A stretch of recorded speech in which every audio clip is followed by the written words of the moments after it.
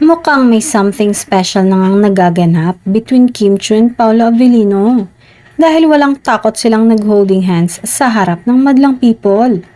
Isa sa natanong sa kanila ay kung natagpuan na ba nila ang kanyang future at ayon kay Paolo ay malapit na raw. Hindi na ako lalayo pero may isang pangako lang ako na dapat kong tuparin. Yung pangako ko kay Kim. Inusisa naman kung ano ang pangako nito sa aktres. Ngunit say lamang nito, alam naman ni Kim yon. Gusto rin daw niyang maramdaman ni Kim na totoo lahat ang kanyang sinasabi.